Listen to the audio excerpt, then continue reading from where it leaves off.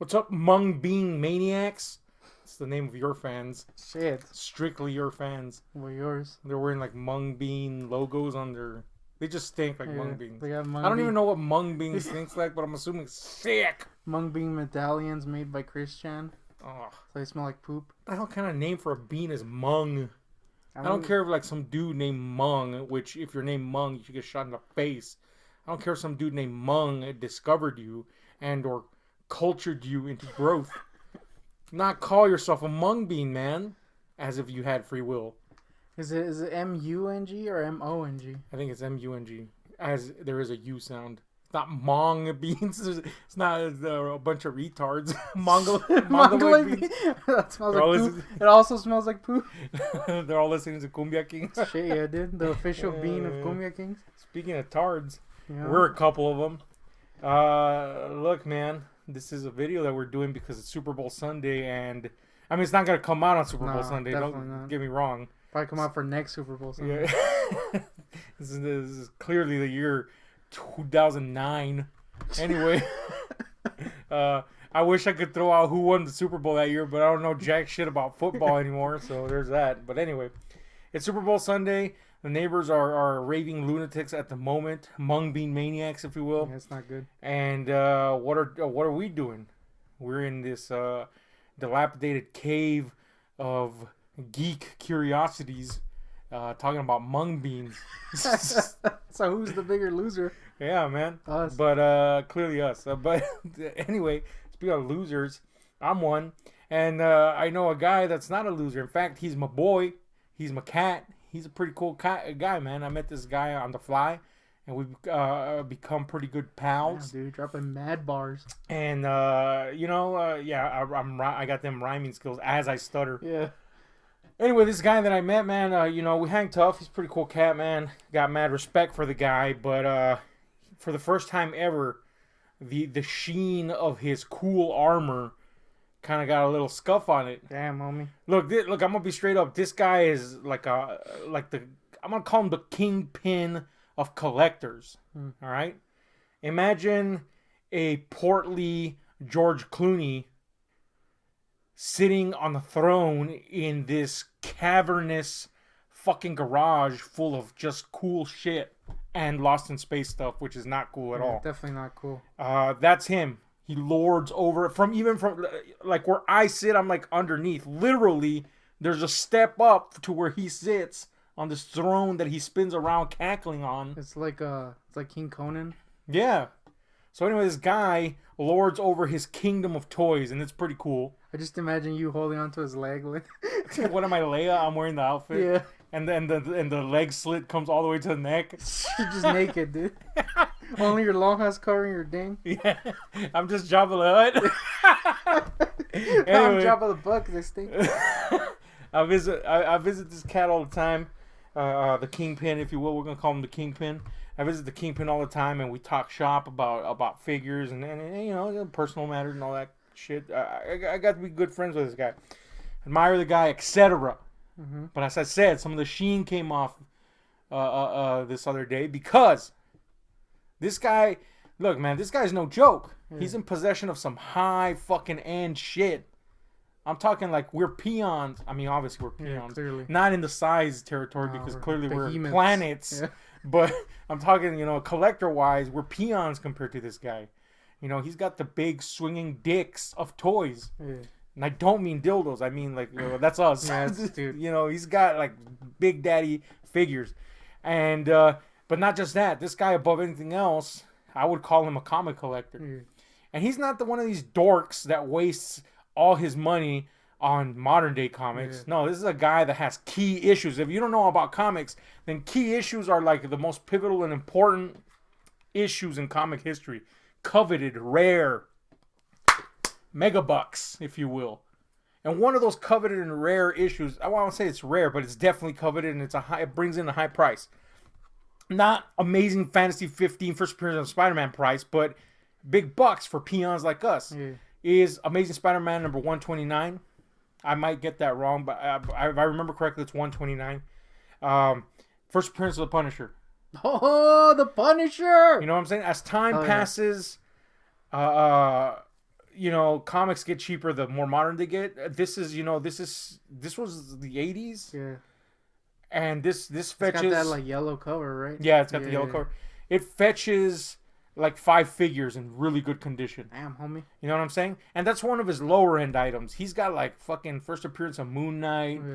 You know, he's got Homie's like wiping his ass with Action Comics #1. Is what you're saying? Yeah. Like this comic 150, Amazing Spider-Man number 129. I'm sorry.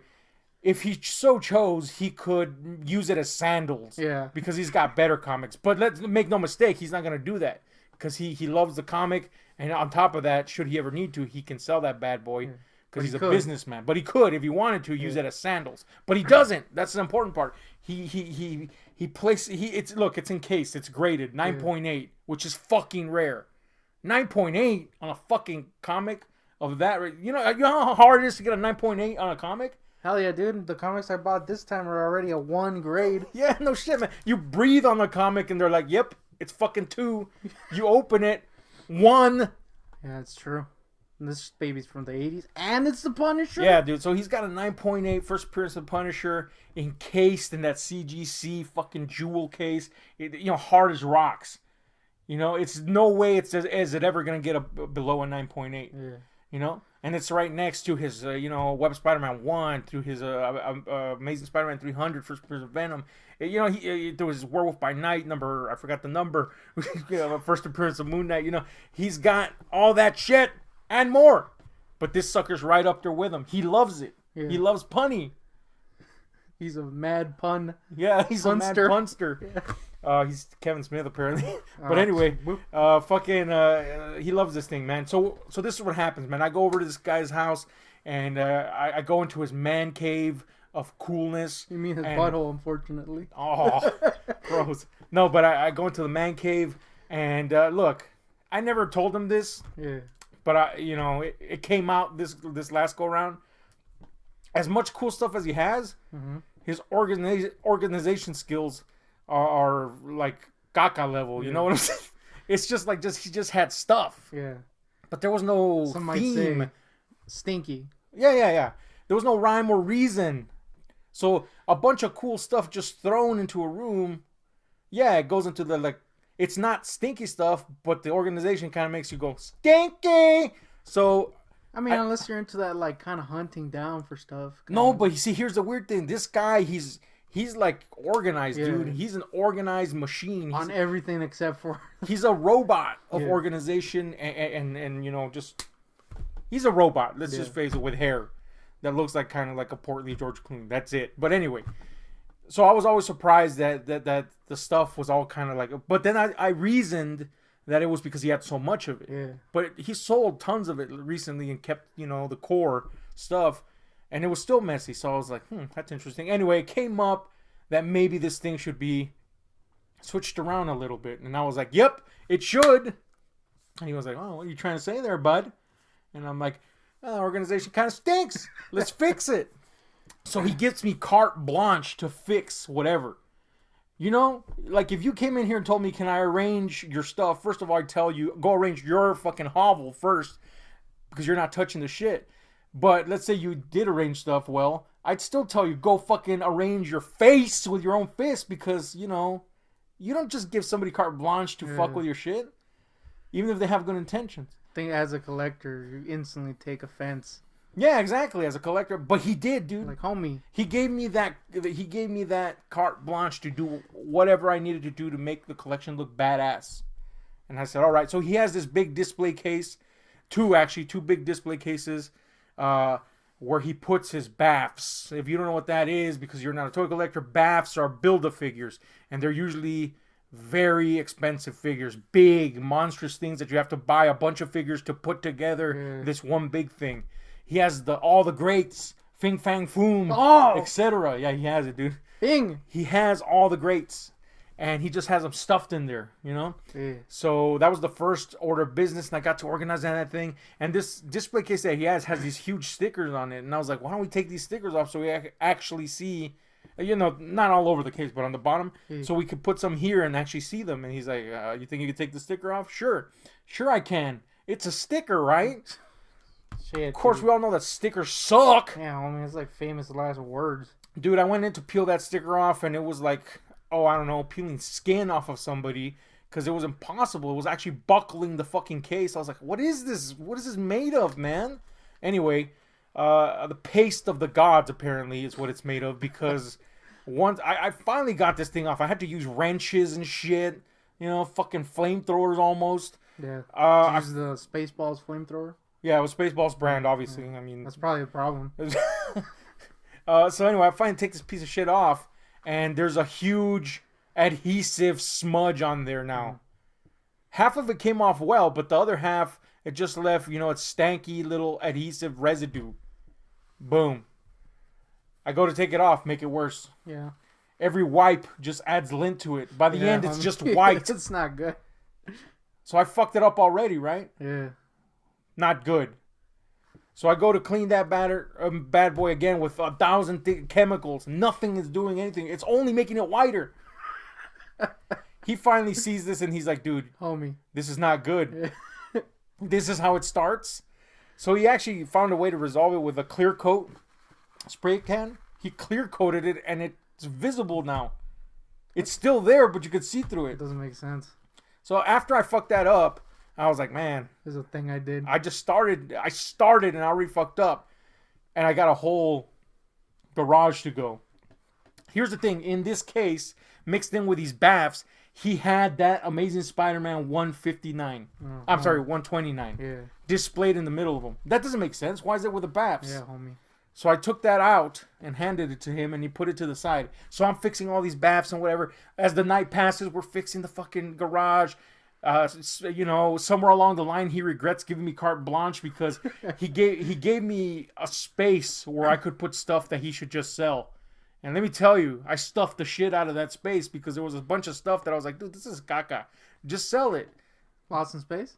Lost in Space was definitely in there. Let's just say that half of the space is lost in space. You want to know where they were lost? In that space where they're stuck right now. We talking the classic 90s movie, the old-timey one, or the new Dude, one? I think it's a 90s movie one. Oh, I'm no. 100% sure, in fact. Joey was in that. Yeah, Joey from Friends. You know that guy. So yeah, he was like, I would be like, I'm going to put this over here. He's like, no, why, man? I like it. I'm like, dude, you got all this cool stuff. You can't mix Lost in Space with like cool ass old school Superman shit, you know, or Batman or whatever. So anyway, I put a bunch of stuff there. Long story short, we're putting all this stuff everywhere. There's stuff on tables, etc. As the night progresses, things are getting cleaner and cleaner. He decides, you know, because of course he was helping and shit. He decides he's gonna have a seat because, you know, been working at this all night, right? Yeah. He goes up to his little throne and he's talking to me while he's doing it. He's like, I'm just gonna have a seat, bro. And he sits, dude, and my fucking, like, it was like the Matrix and shit. Yeah. I saw, because I'm on the side over here, and I can see his profile as he sits. And I knew what was happening as it was happening, but I couldn't say it. The words did not form in my mouth. I was baffled at what I was about to see and witness, even though I knew it. It just didn't come out. And I don't think that if I even had said something, it would have stopped him because he was already halfway down. Yeah. You know? Into the whole full-hearted plop down in the chair. And you know what happened? As the night progressed and things shifted around, Amazing Spider-Man number 129 was put to rest laying up against the back of his throne there. And he starts to go down and he sits and you hear... Oh, no. And now, mind you, the moment he hears it, he gets up. And when I saw it, dude, I swear in my mind, I saw this thing just go like that. Oh, God. You know, this case, man, just go. It broke? Dude, hold on. The sound, he goes, what the fuck? I've never seen a dude react so fast. What the fuck? He gets up and he looks around. He looks down. I can't even look. I'm just in panic because one, come on, man, it's that comic, right? Two, I'm the one that took it out of the bath case and it's been shuffling around all night. So I'm the root source of that thing. One of his babies coming out of that cage it was in, right? And three, I have this horrible feeling that if this thing is damaged, he's going to be like, you son of a bitch. I'm going to kill you now. So all these three things are like running through my head. And I'm just looking at him instead of looking at the comic, so I can't verify. I'm frozen, man, in fear. And he picks it up as you would a wounded beastie. And he looks at it and goes, oh my God, I sat on the comic. Oh God. And I'm like, oh no, I don't even want to look, dude. I get up and I shuffle over, very aloof, mind you. Aware that, aware that I may get, fucking stabbed in the throat or something. And he goes, it's broken. And I'm like, oh no, please no. Thankfully, what he meant by broken is that the case was in fact cracked. Uh-huh. But it was the minutest of crack on the side here and on the side here. And he's examining the comic. And somehow, even though I swear to ass that I saw that thing go like this, somehow there is not a fucking crease on this thing. It is definitely still a 9.8. Yeah, those cases are pretty tough. Apparently. Yeah. This cat's like, I don't know, 250 pounds, something like that. That's enough, I'm sure if I would have sat on it, that fucker would have turned to dust, dude, possibly diamonds. If I sat on this shit, straight black holes would be created, 80 of them. If you sat on it, it would smell like mung beans. That's a good point. Nothing would happen, it would just stink. Anyway, so yeah, man, I could have sworn, dude, I'm not joking. I think the fear of knowing what was going on that microsecond before made my mind bend reality and actually see this thing crease, but it was in perfect condition. You know what I'm saying? The only thing I could imagine somebody bitching about is like, oh, there's a crack on the case that's barely visible, but you'd have to be a dumbass to do that. But anyway, that's the story, man. I was almost responsible for destroying one of the most important issues in comic history. The origin. Vicariously through an ass. Everything involves ass with us, man. Yeah. They call us the Ass Lords. Anyway, Ass Boys. This was a little story time for you guys. Tell us what you think about that. Hit like, share, subscribe, and those notification buttons. Goodbye. Ass.